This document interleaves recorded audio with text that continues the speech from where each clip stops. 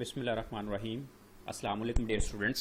I am Professor Muhammad Bilal, Head of Commerce Department, Apex Group of Colleges, Tasca Campus. Dear students, आज हम लोग money banking and finance के lecture में जो topic discuss करने जा रहे हैं उस टॉपिक का टाइटल है sources of business finance. Last जो लेक्चर था उसमें आपने डिस्कस किया था कि बिजनेस फाइनेंस से क्या मुराद है और बिजनेस फाइनेंस जो है इसकी इम्पोर्टेंस क्या है। तो आज के लेक्चर में हम डिस्कस करेंगे कि जो बिज़नेस फाइनेंस है उसके क्या सोर्सेज हैं। फॉर एग्जांपल अगर एक बिज़नेस है और उसको पैसा जो है वो रिक्वायर्ड है अपने बिजनेस एक्टिविटीज़ को परफॉर्म करने के लिए, तो उस बिज़नेस के पास कितनी जो है वो ऑप्शंस अवेलेबल हैं। तो आइए हम लोग अपने आज के लेक्चर को जो है वो स्टार्ट करते हैं। तो आप अपनी स्क्रीन पर देख रहे होंगे कि सोर्सेज ऑफ बिजनेस फाइनेंस जो हैं उसमें दो मेजर कैटेगरीज हैं। एक को हम कहते हैं इक्विटी या ऑनर फाइनेंस और एक है डेट या बारोड फाइनेंस। इक्विटी या ऑनर फाइनेंस जो होता है ये बुनियादी तौर पर एक बिजनेस की जो माली ज़रूरियात हैं अगर उसका जो ऑनर है वो अपने वसाइल से पूरी कर रहा है तो उसको हम इक्विटी या ऑनर फाइनेंस कहते हैं। और अगर एक बिज़नेस का ऑनर जो है उसके ज़ाती वसाइल इतने नहीं हैं कि वो अपने बिज़नेस की माली ज़रूरियात पूरी कर सके तो फिर उसके लिए जो है वो सेकेंड ऑप्शन होती है डेट या बारोड फाइनेंस के वो कर्जा ले और कर्जा लेकर जो है वो अपने कारोबार की ज़रूरियात को पूरा कर सके। अभी आपके सामने जो है वो सबसे पहले हम डिस्कस करेंगे इक्विटी या ऑनर फाइनेंस।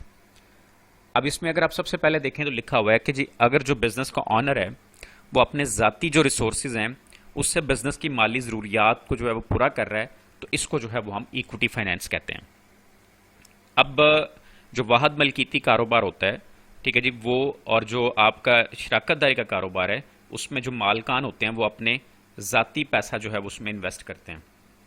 इसी तरह से जो हमारे पास तीसरी बिजनेस की टाइप है जिसको हम जॉइंट स्टॉक कंपनी कहते हैं, वो सरमाया जो है वो अपने शेयर्स इशू करके जो है वो इकट्ठा करती है।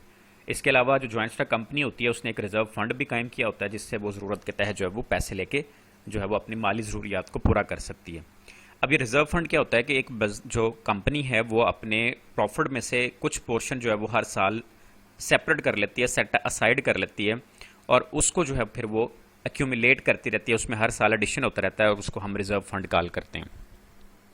क्वेश्चन ये है जी, what are the merits of equity finance. अगर ऑनर जो है वो अपने पल्ले से अपने ज़ाती वसाइल से जो है वो बिज़नेस की माली ज़रूरियात को पूरा कर रहा है या मालक जो है उसने अपना पैसा बिजनेस में लगाया है तो उसके क्या जो मेरिट्स हैं। सबसे बड़ा जो मेरिट होता है वो होता है नो इंटरेस्ट है। जो ऑनर की इन्वेस्टमेंट होती है उस पर जो है वो कोई भी किसी भी तरह का जो है वो इंटरेस्ट चार्ज जो है वो आपको पे नहीं करना पड़ता। ठीक है जी, ऑनर की जो इन्वेस्टमेंट होती है उस पर जस्ट इन केस अगर बिजनेस में प्रॉफिट होगा तो एट द एंड वो प्रॉफिट जो है वो ऑनर को डिस्ट्रीब्यूट किया जाएगा। अदरवाइज कोई फिक्स्ड चार्ज की सूरत में उस पर कोई भी इंटरेस्ट आपको पे नहीं करना। उसके बाद नेक्स्ट इसका मेरिट है एडिशनल फंड्स। एडिशनल फंड से मुराद ये है कि अगर एक बिज़नेस जो है उसको मज़ीद पैसों की ज़रूरत है तो मालक जो है वो आसानी अगर उसके पास ज़ायद पैसे हैं तो उसको वो अपने बिज़नेस में इस्तेमाल कर सकता है। ठीक है, उसके लिए उसको किसी भी जगह पे एप्लीकेशंस जो है वो नहीं फिल करनी पड़ेंगी, किसी भी जगह पे कोई भी रिक्वायरमेंट्स पूरी नहीं करनी पड़ेंगी, सिंपली अपना पैसा और फ़ौरन जो है उसको आप बिज़नेस में इन्वेस्ट कर सकते हैं। उसके बाद है जी फ्रीडम ऑफ कंट्रोल। अब फ्रीडम ऑफ कंट्रोल के अंदर ये है क्योंकि पैसा आपका अपना है, ठीक है, और आपने अपना पैसा अपने बिज़नेस में इन्वेस्ट किया हुआ है तो उसके थ्रू जितने भी बिजनेस में एसेट्स आपने एक्वायर किए हैं उन एसेट्स पे 100% राइट आपका है। ठीक है, किसी की भी मदाखलत नहीं होगी। ठीक होगा जी। इसके बाद है नेक्स्ट लो कास्ट। अब लो कास्ट से मुराद ये है क्योंकि आपको जो है वो किसी को भी फिक्स्ड इंटरेस्ट पे नहीं करना तो आपके बिजनेस की जो कह ले कास्ट ऑफ डूइंग बिजनेस है वो कम होगी। इसी तरह से अशिया बनाने की कॉस्ट भी जो है वो आपकी कम होगी। इसी तरह से जी कंसंट्रेशन ऑफ क्वालिटी प्रोडक्शन।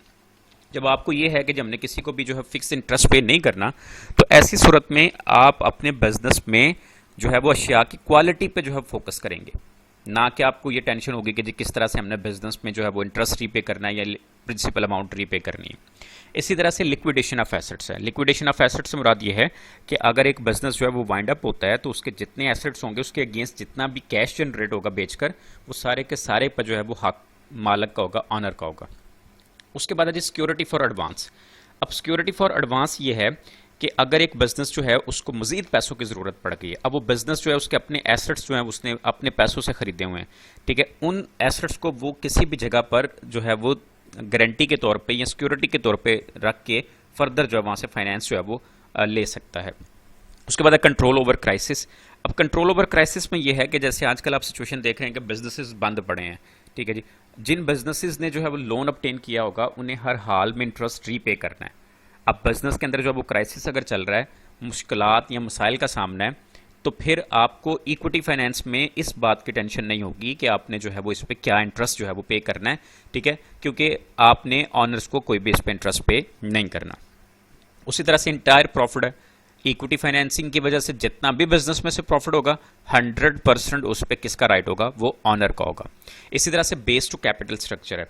अब ये जो बेस टू कैपिटल स्ट्रक्चर है, इसमें ये बुनियादी तौर पे ये है कि अगर आपने अपना पैसा इन्वेस्ट किया हुआ है तो आप जो है वो वहाँ पे फाइनेंशियल रिस्क जो है उससे जो है वो आप उसको रिड्यूस कर लेते हैं या उससे आप अवॉइड कर लेते हैं, ठीक है। फाइनेंशियल रिस्क ये है कि इन केस अगर जो है वो आपको कोई ऑब्लिगेशंस अदा करने पड़ते हैं, या फॉर एग्जांपल जैसे आजकल की क्रिटिकल सिचुएशन चल रही है, तो ऐसी सिचुएशन में आपको किसी को कुछ भी पे नहीं करना। इसी तरह से no requirement of credit, self financing की वजह से जो है वो आपको किसी भी माली इदारे के पास जाने की ज़रूरत नहीं है, आप अपने पैसे से अपने कारोबार की ज़रूरियात को पूरा कर सकते हैं। इसी तरह से है जी एबिलिटी टू बारो, ठीक है जी। इन केस अगर आपको ज़रूरत पड़ भी जाए, ठीक है, तो आपकी पोजीशन जो है वो इतनी बेहतर होगी, ठीक है जी, कि आप जो है वो अगर आपको ज़रूरत पड़े तो आप जो है वो कहीं से भी कर्जा ले सकते हैं। उसके बाद है जी परमानेंट बेसिस है, ठीक है जी। इक्विटी फाइनेंस जो है वो आपको परमानेंट जो है वो बेस प्रोवाइड करती है इसमें, क्योंकि अल्टीमेटली किसी को भी कल को आपने ये अमाउंट वापस नहीं करनी। कुछ इसके डीमेरिट्स हैं। पहला है जी less potential to face slump. अब इसके अंदर ये है कि जब अगर कभी जो है वो हालात इस तरह से पैदा हो जाएं कि जैसे आजकल की सिचुएशन चल रही है, बिजनेस बंद पड़ा है, अर्निंग नहीं हो रही, ठीक है, एक स्लम्प आ गया, एक गिराव आ गया कारोबारी एक्टिविटीज़ के अंदर। अब बिजनेस के जो एक्सपेंसेस हैं, फॉर एग्जांपल आजकल वेजेस सैलरीज आपने पे करनी है, आपने अपने इलेक्ट्रिसिटी यूटिलिटी बिल्स को पे करना है। अब जिस बिजनेस की अर्निंग बंद हो चुकी है, ठीक है, उसके अपना पैसा सारा तो इन्वेस्टेड था, ठीक है, अब उसके बैकअप में अगर कुछ नहीं तो फिर वो अपने जो रनिंग एक्सपेंसेस हैं उनको मीट नहीं कर पाएगा। इसी तरह से इनकम टैक्स है, ठीक है जी। अगर आपने इक्विटी फाइनेंस की हुई है तो उसकी वजह से जो है वो आपको इनकम टैक्स ज़्यादा पे करना पड़ता है, ठीक है। ऐसा क्यों है, उसकी रीज़न ये होती है कि अगर आपने डेट लिया हो कर्जा, तो कर्जे पे जो आप इंटरेस्ट पे करते हैं वो एज एक्सपेंस माइनस होता है, और एज एक्सपेंस माइनस होने से वो हमारी जो कह लें कि प्रॉफिट बिफोर टैक्स होता है उसको कम कर देता है, और हमें गवर्नमेंट को जो है वो कम टैक्स पे करना पड़ता है। इसी तरह से नो एग्रेसिवनेस ऑफ मैनेजमेंट है। इसकी वजह ये है कि जब आपका अपना पैसा है, आपको डर कोई नहीं किसी का, ठीक है, आपने किसी को कोई भी जो है वो पेमेंट वापस नहीं करनी, उस वजह से जो है वो आपकी जो मैनेजमेंट टेक्निक्स होती हैं उनके अंदर अग्रेसिवनेस नहीं होती। उसके बाद है जी हायर रेट ऑफ रिटर्न, ठीक है जी। अब अगर एक फर्म जो है फॉर एग्जांपल अगर उसको जो है वो ज़्यादा प्रॉफिट नहीं हो रहा, अगर हालात ठीक हैं, तो इसका मतलब है कि वो अपने जो है वो ऑनर्स को ज़्यादा रिटर्न भी नहीं दे रही, ठीक है जी। उसके बाद उसकी हायर कॉस्ट है। हायर कॉस्ट से मुराद ये है कि जी आप जो है वो आपको अपने ऑनर्स को कंपैरेटिवली ज़्यादा रिटर्न देना पड़ता है, ठीक है। अगर आप अपने ऑनर्स को ज़्यादा रिटर्न नहीं देंगे तो वो स्टे नहीं करेंगे, वो अपना कैपिटल जो है वो विड्रा कर सकते हैं। इसी तरह से रिस्की बिजनेस है, ठीक है जी। जब आप अपनी इन्वेस्टमेंट जो है वो यूज़ करते हैं, ठीक है जी, तो ये बुनियादी तौर पर ये होता है कि आप लोग जो है वो अब रिस्क को अवॉइड करना चाह रहे हैं, और जो बिजनेसेस के अंदर रिस्क अवॉइड किया जाता है तो सिंपल सा क्राइटेरिया है कि जहाँ पर रिस्क अवॉइड किया जा रहा है वहाँ पर ऑटोमेटिकली प्रॉफिट्स भी कम होंगे। इसी तरह से लिमिटेड फंड्स है कि एक ऑनर जो है वो ज़ाहिर है एक अपने वसाइल में से उसने जो है वो बिजनेस को सपोर्ट करनी है। अब एक ऑनर जो है अगर उसके पास इतने वसाइल नहीं है तो वो किस तरह से जो है वो बिजनेस को जो है वो सपोर्ट कर सकता है। इसी तरह से आइडल फंड है। आइडल फंड से मुराद ये कि इनकेस अगर बिजनेस की एक्टिविटीज स्टक हो गई हैं, जैसे आजकल बिजनेसेस बंद पड़े हैं, ऐसी सिचुएशन में जो आपका अपना पैसा है वो वहीं पे अगर आपके पास कैश की सूरत में था तो वो कैश एज इट इज़ पड़ा रहेगा, क्योंकि आप उसको कहीं पर भी जो है वो प्रोडक्टिव पर्पजेज़ के लिए यूज़ नहीं कर पा रहे। नेक्स्ट है जी हमारे पास डेट या बोरोड फाइनेंस। इसका मतलब ये होता है कि अगर मालक जो है वो अपने ज़ाती वसाइल से कारोबार की माली ज़रूरियात को पूरा नहीं कर रहा, तो जो कैपिटल के अंदर जो सरमाए के अंदर या जो पैसा आपको चाहिए उसके अंदर जो कमी है उसको कैसे पूरा किया जाएगा, आप लोन लेकर जो है वो पूरा करेंगे। इसके लिए आप क्या कर सकते हैं, फ़र्द वाहिद से भी कर्जा ले सकते हैं, या मुख्तलिफ इदारे जो हैं वो माली इदारे वो भी आपको कर्जा जो है वो फ्राहम करते हैं, उसको हम डेट या बोरोड फाइनेंस कहते हैं। अब उसके अंदर जो है वो हमारे पास सबसे पहले है कि जी मेरिट्स ऑफ डेट फाइनेंस। अब मेरिट्स ऑफ डेट फाइनेंस के अंदर ये है अर्जेंट करंट एक्सपेंसेस, ठीक है। आपके जो करंट एक्सपेंसेस हैं जो कि आपने हर हाल में पे करने हैं, उनको अदा करने के लिए आप आसानी जो है वो किसी भी फाइनेंशियल इंस्टीट्यूशन से ओवरड्राफ्ट की सूरत में या शॉर्ट टर्म लोन्स लेके जो है वो आप अपनी ज़रूरत को पूरा कर सकते हैं। इसी तरह से बिजनेस एक्सपेंशन है, अगर आप अपने बिजनेस को जो है वो एक्सपैंड करना चाहते हैं, ठीक है जी, और आप जो है वो economies of large scale production achieve करना चाहते हैं, तो उसका एक बड़ा आसान तरीका है कि आप कर्जा लें और अपने बिजनेस को एक्सपैंड कर लें। इसी तरह से नो इंटरफेरेंस ऑफ क्रेडिटर्स, ठीक है जी, आमतौर पर जो क्रेडिटर्स होते हैं वो बिजनेस के मामलात में इंटरफेयर नहीं करते अनटिल अनलेस जो है वो आप उनको जो है उनकी अमाउंट रीपे नहीं कर रहे।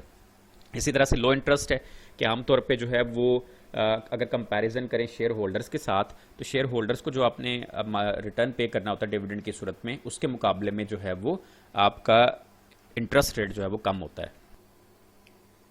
उसके बाद नेक्स्ट है जी हमारा पॉइंट कि लार्ज स्केल बिजनेसेस, जो लार्ज स्केल बिजनेसेस होते हैं ज़ाहिर है उनकी कैपिटल की रिक्वायरमेंट ज़्यादा होती है, और उनके जो है वो कह लें कि कर्ज के बगैर या डेट फाइनेंस के बगैर उनकी रिक्वायरमेंट पूरी नहीं होती। इसी तरह से टैक्स सेविंग है, ये हमने पहले भी डिस्कस किया था इक्विटी फाइनेंस के अंदर, कि जब आप लोग जो है वो डेट लेंगे तो फिर उसकी वजह से आपको इंटरेस्ट पे करना पड़ेगा, और इंटरेस्ट पे करने की वजह से आपके ऑटोमेटिकली टैक्स में जो है वो कमी होगी। उसके बाद है जी flexible financing policy. Flexible financing policy ये है कि जी डेट फाइनेंसिंग जो होता है ये मैनेजमेंट को इस काबिल बनाता है कि वो एक फ्लेक्सिबल फाइनेंसिंग पॉलिसी जो है वो बना सकें, ठीक है जी, वो अपने बिजनेस के अकॉर्डिंग जितनी उनको ज़रूरत है उस हिसाब से जो है वो अपने बिजनेस के लिए फंड जो है वो इकट्ठे कर सकते हैं। उसके बाद डियर स्टूडेंट्स नेक्स्ट जो हमारे पास इसका मेरिट है वो है क्विक एंड हाई रिटर्न। अब ये जो डेट फाइनेंसिंग होती है ये बेसिकली क्योंकि हम लोग इसको फ्लेक्सिबल पॉलिसी के अकॉर्डिंग एडजस्ट करते हैं, और इसका तरीकाकार के मुताबिक ये है कि जब ज़रूरत पड़ेगी आप उसके मुताबिक जो है उतना कर्जा लें, और उसके मुताबिक जो है जब आपके वो हालात बेहतर या आपके पास अर्निंग आ रही साथ साथ आपने उसको जो है वो रिटर्न करते जाना है। उसी तरह से जो है वो checking of invoice and goods. अब इसमें यह है कि जब आप किसी से जो है वो क्रेडिट पे चीज़ें परचेज़ कर रहे हैं, तो जब आपने उनको पेमेंट करनी है तो उससे पहले आप जो है उस इनवाइस को चेक कर सकते हैं कि जी उसमें पेमेंट वगैरह जो है वो कितनी थी।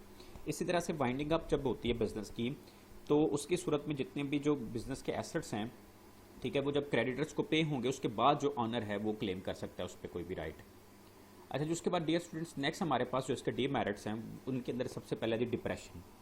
अब डिप्रेशन के अंदर ये होता है कि जब जो है वो कुसाद बाजारी या माली तौर पे हालात ख़राब चल रहे हों कारोबार के या पूरे ओवरऑल इंडस्ट्री के या इकोनॉमी के, तो उसमें जो है वो क्रेडिटर्स जो हैं वो आपको फंड सप्लाई नहीं करते क्योंकि वो कोई भी रिस्क नहीं लेना चाहते। इसी तरह से रिस्क ऑफ हैवी लॉसेज है कि बिजनेस जो डिपेंड कर रहे होते हैं कर्जे की रकम पे, ठीक है जी, और वो बेसिकली जो है वो उनके पास इतना पोटेंशियल नहीं होता कि वो जो है वो लॉस को फेस कर सकें।